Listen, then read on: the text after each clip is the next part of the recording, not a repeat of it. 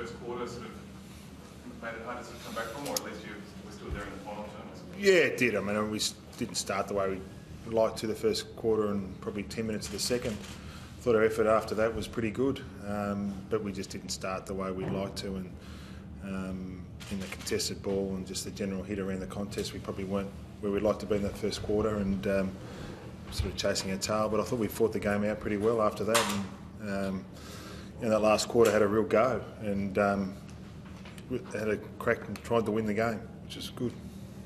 Is that why the dressing room sort of isn't too flat? Because even though you lost the game, you were right there and were able to fight back into it? Oh, we had a go. I mean, our blokes, they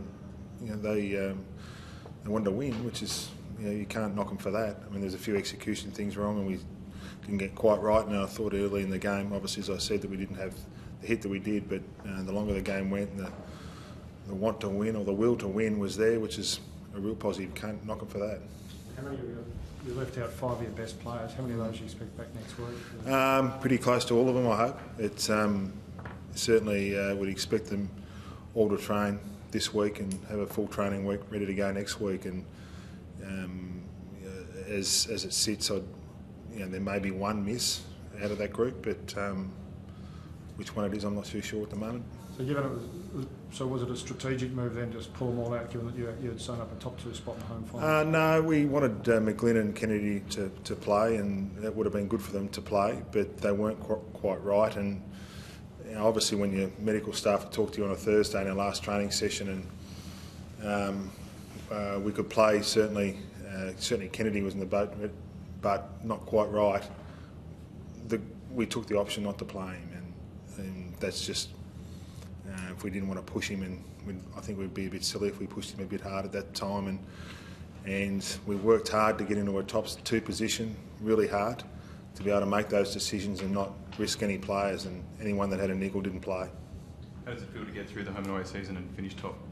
Oh, it's super to be able to get off to a slow start that we did, and to be able to sit here now after the end of the home and away season and going to a home final next week is what you want.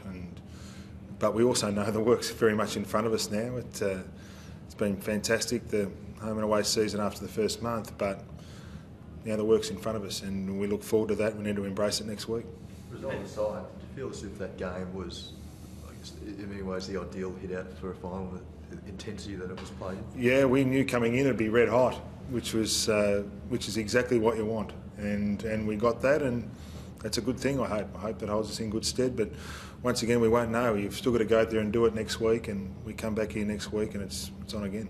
You've had some ding-dong battles with Freo over the last couple of years. Do you anticipate something like that again next week? Yeah, I guess if it's definitely Freo, I guess there could be a result tomorrow. Tonight, sorry. Yeah, that's right.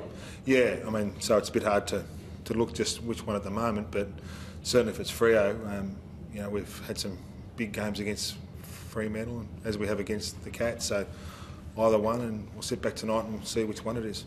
Let's ask you about Tom Mitchell, just the year that he's had, obviously with the body, and then being able to get back in late in the season, what he was able to do today. Yeah, look, he hasn't had an ideal year as far as training and playing is concerned, and that's been the thing that's been keeping him out of the side. And even over the last month, he's started to get a bit more continuous training into his body, and that's helped him. So that's been good. He's been able to come in, particularly when we've had Kennedy and McGlynn out, Bird out in the midfield group, to be able to come in and get a good go in there over the last couple of weeks, which is good for him. What did you think of Sam Naismith's work? He did some things that were okay. He's certainly learning. He's a big kid and he's learning the craft, and he's exposed to it tonight under pressure that's pretty hot with a team that's absolutely desperate to play in the finals. And I thought he did some things that were okay. He's got some things to get better at, but he's all right. How is he physically?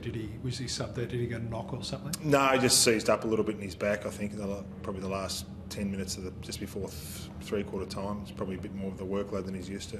Yeah. Dave Rampy did a pretty good job on Jack off. He got away early. Yeah, he did. Yeah, he did. Dane's the beauty about Dane, he can play on the smalls and the talls, and that's, I thought he did a good job on Rewald after that. He certainly jumped out of the blocks quickly.